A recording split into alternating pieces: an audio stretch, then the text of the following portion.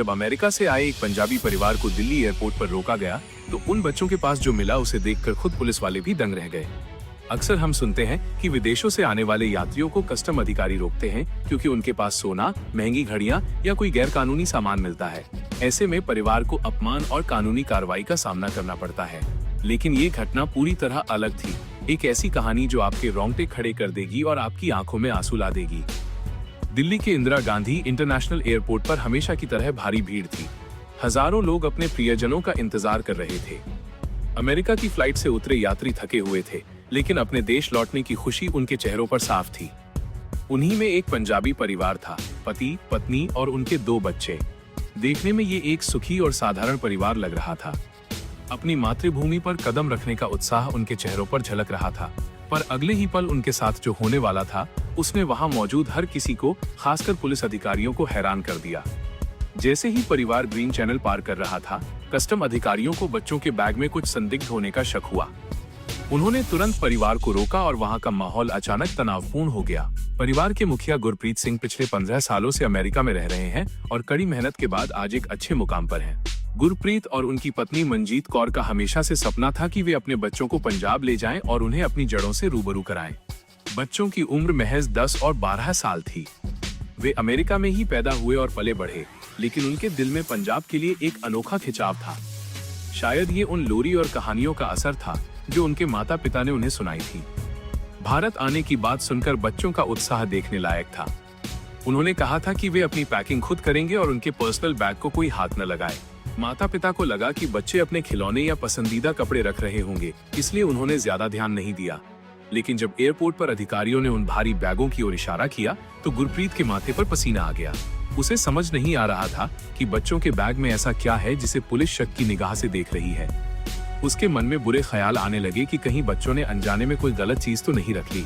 Police का रवैया सख्त था क्योंकि तस्कर अक्सर बच्चों के सामान का इस्तेमाल सोना या इलेक्ट्रॉनिक सामान छिपाने के लिए करते हैं। अधिकारियों ने बच्चों से बैग स्कैनर मशीन में रखने को कहा। जैसे ही बैग मशीन से गुजरे, स्क्रीन पर धातु जैसी सघन चीजें दिखाई दी। इससे माहौल और गंभीर हो गया। अधिकारियों को यकीन हो गया कि इसमें भारी मात्रा में सोना या कोई कीमती धातु छिपाई गई है। गुरप्रीत और मंजीत के हाथ पांव ठंडे पड़ गए। वे बार बार कह रहे थे कि वे एक साधारण परिवार हैं और उनके पास कुछ भी अवैध नहीं है, लेकिन स्कैनर की तस्वीरें कुछ और ही कह रही थीं। पुलिस ने बच्चों को एक तरफ किया और बैग खोलने का आदेश दिया। आसपास के यात्री भी रुक गए कि आखिर इन मासूम दिखने वाले बच्चों के बैग से क्या निकलने वाला है। गुरप्रीत ने अपने बच्चों की तरफ देखा। वे बहुत शांत थे और उनके चेहरों पर डर के बजाय एक अजीब सा भरोसा था।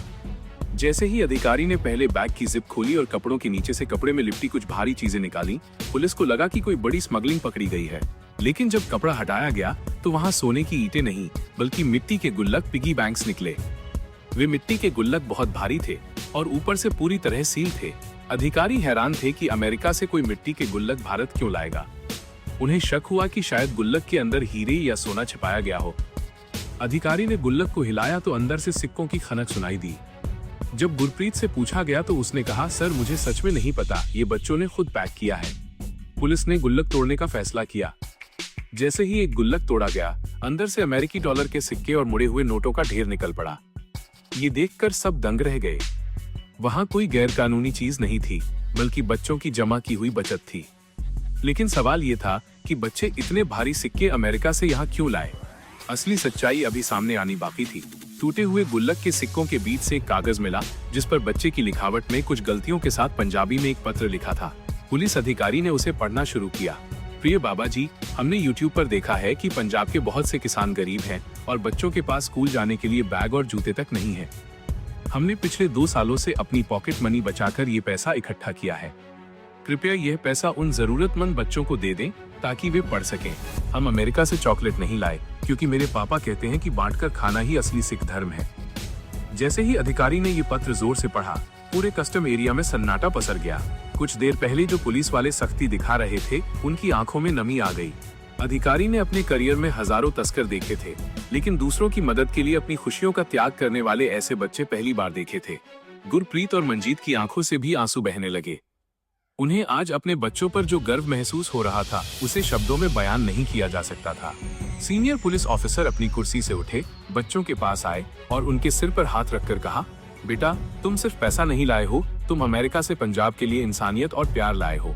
आज तुमने हम बड़ों को बहुत बड़ा सबक सिखाया है। उस दिन नियमों से ऊपर भावनाओं को जगह दी गई। पुलिस ने न सिर्फ उन्हें सम्मान के साथ विदा किया, बल्कि बच्चों के साथ सेल्फी भी ली और उन्हें सैल्यूट किया।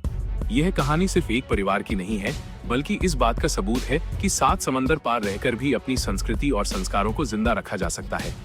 गांव पहुंचकर बच्चों ने गुरुद्वारा साहिब में अपनी गुल्लकें दान की और कहा कि ये गरीब बच्चों की पढ़ाई के लिए है। ये घटना हर माता पिता के लिए एक संदेश है। अपने बच्चों को अपनी जड़ों से जोड़ें, क्योंकि बच्चे उस सफेद कागज की तरह हैं जिस पर आप जो लिखेंगे वे वही पढ़ेंगे।